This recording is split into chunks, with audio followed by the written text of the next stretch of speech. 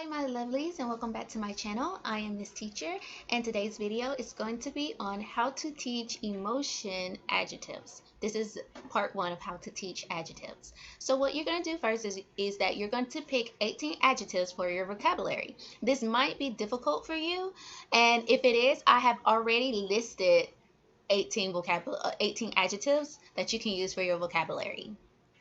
So you want to keep the vocabulary. Normally, you will want to keep the vocabulary in present tense. However, for this lesson, you don't want to do that. This lesson, you want to keep it with the ed ending because it's expression emotion, not necessarily expressing past tense, but it's mostly expressing emotion. So it could kind of, depending on the sentence, be considered present tense. You could say he is stressed, which is present tense. So this right now is just explaining how these emotions are kind of always end in ed, and it doesn't necessarily mean that it's past tense. I hope that makes sense. So when you do this, it will help with memorization for your students. So do not change this and tell your students this is an adjective, okay? It's not a verb anymore. So it's not going to necessarily change depending on the tense. It's like your to-be verbs are going to change to represent the tense. I hope that makes sense. So you're going to use the same to-be verbs as you did in the previous lesson, just to keep it like simple and easy. So your three questions can be, how is he? Remember, is present tense, yeah? He is scared. Scared describe his emotions. So he is scared. Then, how are they? They are bored. How are you? I am stressed.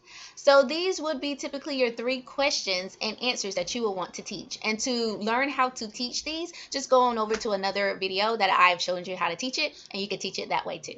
So the explanation of this, I like to start off with a question when I explain this. I like to literally ask my students, didn't I tell you not to put a past tense action verb by a to-be verb? And my student's like, yeah. So why is he is stuck? Correct. Stuck is past tense, yeah? Why is this correct? Nobody can answer it. Then I would explain to them that stuck is not an action verb anymore. Right here, it is an adjective. It is telling us how the noun or the subject is doing. And so it changes to an adjective at this point. And so it's no longer a verb, it's an adjective. So this is correct because this is an adjective now. So then I ask them if they don't know what an adjective is. I would say, what's an adjective? And then I would explain that it describes the nouns. It tells us how the noun is and how the noun is doing. When an adjective ends in ed, it is an emotion adjective. And this is describing the subject's emotion now.